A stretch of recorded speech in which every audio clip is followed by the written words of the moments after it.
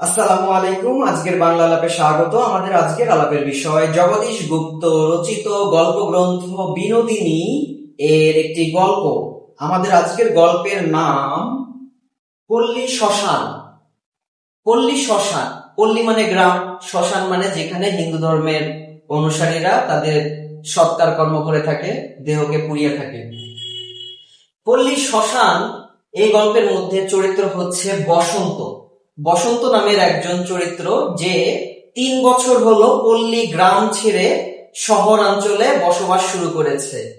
সে ছুটিতে গ্রামের বাড়িতেও যাবে না, তার সেখানে কিছু নেই।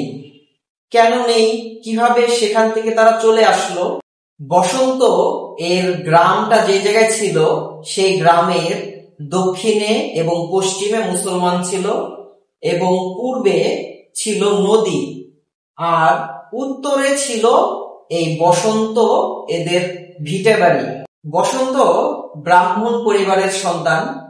তাদের এক ঘর ব্রাহ্মণ মানে ভেঙে 3 ঘর হয়েছে, মানে বংশ বৃদ্ধি পেয়ে 3 ঘর হয়েছে। এই 3 ঘরের মধ্যে 2 ঘর সমূলে উৎপাটন হয়েছে, মানে কোন রোগের কারণে বা যেভাবেই হোক তাদের বংশ আর বেঁচে নেই। এখন শুধু বসন্ত এর পরিবার বেঁচে রয়েছে। বসন্ত গ্রামের বাড়িতে মাত্র 5 জন লোক ছিল। 5 জন লোকের মধ্যে তারা ছিল বিধবা। বসন্তের দিদি ছিল, আর বসন্তের ভাইয়ের বউ, যে ভাই মারা গেছে সে ভাইয়ের বউ ছিল। দিদির একটা সৎ ছেলে ছিল।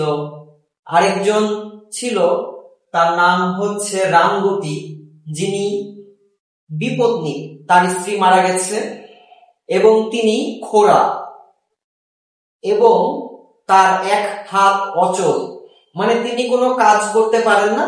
তো মোট মিলিয়ে বসন্তের যে পরিবারটা ছিল সেখানে সবাই অবলা, তারা কিছু হিসেব নিকেশ করতে পারে না। এই বসন্তদের জমি যেগুলো ছিল সেগুলো নদীতে ভেঙে গেছে, আর বাকি যে জমিতে ফসল হতো সেগুলো বর্গা দেয়া ছিল। তো দেখা যেত যে অর্ধেক না দিয়ে 10 ভাগের 1 ভাগ দিয়ে তাদেরকে বুঝ দিয়ে দিত যে এই যে অর্ধেক জমির ফসল ভালো হয়নি। তো দেখা গেছে যে ওই বর্গায়িতরা তাদেরকে ঠকাতো। তারা যে ফসল পেত সেটা দিয়ে তাদের টানাটানি করেও চলতো না। বাইরে থেকে টাকা আসতো, বিদেশ থেকে মানি অর্ডার আসতো, মানে বসন্ত বা আরো যারা বাইরে যে সমস্ত পুরুষেরা কাজ করছিল তারা এদেরকে টাকা পাঠাতো। এই টাকা দিয়ে কোনো মতে এদের সংসার চলতো। এইভাবেই তাদের টেনে টুনে সংসার চলছিল, তারা ভালোই ছিল। কাহিনীর মধ্যে নাটকীয়তা তখন আসে যখন সর্বশেষ সদবা শিবদাসীর স্বামী জিতেন্দ্রনাথ আসাম থেকে শোথ রোগ এবং হাঁপানি, শ্বাসকষ্ট এইসব রোগ নিয়ে আসে। শোথ রোগটা কি, মানে শরীরের মধ্যে তরল অংশ বেড়ে যায়, শরীর ফুলে ফুলে যায় এবং এখানে তরল জমে, এরকম একটা রোগ নিয়ে সে এই গ্রামে ফিরে আসলো। এখানে আসার পরে সে মারা যায়, কারণ গ্রামে তো কোনো চিকিৎসার ব্যবস্থা ছিল না। যখন সে মারা গেল তখন এই অবলা নারী এবং একজন পঙ্গু অসহায় রামগতি, এদের পক্ষে তার সৎকার করা, তার অন্ত্যেষ্টিক্রিয়া মানে তার যে শেষ ক্রিয়াটা সম্পন্ন করবে, এটা করার মতো অবস্থা ছিল না। জিতেন্দ্রনাথ যখন মারা গিয়েছিল তখন তার পুরো শরীরে তো তরল জমে আছে, তার দেহটা অনেক ভারী। তো এই নারীদের পক্ষে তো এটা সৎকার করা কখনোই সম্ভব না, আর ধর্মীয় দৃষ্টিতে এটা পুরুষদের উপরেই বর্তায়। তাই নিস্তারিণী তার ছোট ছেলেকে, খোকাকে, পাশের প্রতিবেশী মুসলমান পরিবার ইরফান ওদের বাসায় পাঠায় যে আমার এই জিতেন্দ্রনাথ উনি মারা গেছে, তোমরা এসে তার সৎকারের জন্য ব্যবস্থা করো। আগে কি হতো, আগে হিন্দু মুসলমান একত্রিত মিলেমিশে থাকতো, তখন এই ডাক দেওয়ারও প্রয়োজন হতো না। একজন আরেকজনের বিপদ আপদে সরাসরি এগিয়ে আসতো, বিনা ডাকে এগিয়ে আসতো। ইরফানের পূর্বপুরুষেরা এমন যদি কখনো ঘটনা ঘটেছে, তারা স্ব উৎসাহে আগে আগে এসেছে, এসে চিতার জন্য কাঠ জোগাড় করেছে, সেই কাঠ নৌকা করে তারা শ্মশানে পৌঁছে দিয়েছে। কিন্তু বর্তমানে ইরফানরা ধার্মিক হয়েছে, তারা মৌলবীর কাছে শুনেছে কাফেরদের সাহায্য করাও গুনাহের কাজ, পাপের কাজ, এতে তার জাত যাবে, তার ধর্ম নষ্ট হবে। এই কারণে এখন ইরফানরা ধর্মভীরু হয়েছে, আর তারা এখন এই যে বিপদে পড়েছে এই পরিবারকে আর সহযোগিতা করতে আসেনি। এমনও হয়েছে যে খোকাকে বারবার পাঠিয়েছে, 3 বার পাঠিয়েছে। তখন ইরফান বলেছে যে আচ্ছা আমরা যাচ্ছি, তোমরা যাও, আমরা যাচ্ছি। এইভাবে খোকাকে পাঠিয়ে দিয়ে পরে আর যায়নি। তারা প্রতারণা করেছে তার সাথে। এতে নিস্তারিণী অনেক কষ্ট পেয়েছে। সৎকার তো করতে হবে, এখন কি করা যায়?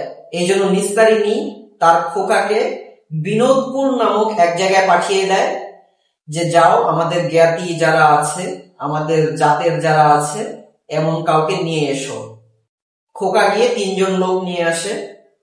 এসে তারপর তারা সৎকারের আয়োজন শুরু করে। বিনোদপুর থেকে আসা 3 লোক এবং এই রামগতির শ্যালক, সে মিলে 4 জন মিলে তারা কষ্ট করে কাঠ জোগাড় করে এবং লাশ নিয়ে শ্মশানে যায়।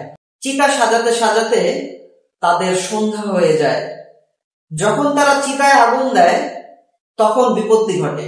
দেখা যায় যে আগুনটা বারবার শুধু নিভে যাচ্ছে, কারণ এই যে জিতেন্দ্রনাথ, এর শরীরে তো সমস্ত শরীর ফুলে গিয়েছে, তরল অংশ, তাই আগুনটা নিভে যাচ্ছে বারবার। এভাবে জ্বলতে নিভতে এক সময় তার সমস্ত কাঠ পুড়ে গেল, কিন্তু আগুন দিয়ে তার যে তার দেহটা সেটা পুড়লো না, শুধু উপরে চামড়ার কালো অংশ হয়ে একটু একটু পুড়েছে। তো এরপরে তারা চিন্তা ভাবনা করলো কি করা যায়। তখন তারা একটা বস্তার মধ্যে বালু ভর্তি করে এই লাশটিকে বস্তা বেঁধে লাশটিকে নদীতে ফেলে দিল। তারা যে বস্তাটি বেঁধেছে সেই বস্তার বাঁধাটাও ভালোভাবে হয়নি এবং বস্তাটার অনেক ছিদ্র ছিল। তো বালু একসময় বের হয়ে গেছে খুব দ্রুতই, আর লাশটা আবার ভেসে উঠেছে। লাশ ভেসে উঠেছে, তখন হলো লাশটা নদীর ঘাটে চলে এসেছে। তখন কুকুর, শেয়াল, শকুন এরা ছিঁড়ে ছিঁড়ে খাচ্ছে। পরদিন সকালবেলায় নিস্তারিণী যখন ঘাটে গিয়ে লাশের এই করুণ দশা দেখেছে, তখন আর এই গ্রামকে তার গ্রাম মনে হয়নি। এই গ্রামের মাটি, হাওয়া, বাতাস সবকিছু তার কাছে বিষাক্ত মনে হয়েছে এবং 1 মাসের মধ্যেই পুরো গ্রামটা হিন্দু শূন্য হয়েছে। আমরা বুঝতে পারছি যে এক সময় হিন্দু মুসলমানের মধ্যে কি সুন্দর সম্প্রীতি ছিল, সেই সম্প্রীতিটা নষ্ট হয়ে গিয়েছে, গ্রামটা শ্মশানে পরিণত হয়েছে। আর যেই ঘাটে এই জিতেন্দ্রনাথের দেহটাকে কাক, শকুন, শেয়াল, কুকুর ছিন্ন ভিন্ন করে ছিঁড়ে বিড়ে খেয়েছিল, তার সোজা বিপরীত পাশেই এখন অন্য আরেকটি পল্লী শ্মশান গড়ে উঠেছে। এখানে গল্পটি শেষ হয়েছে।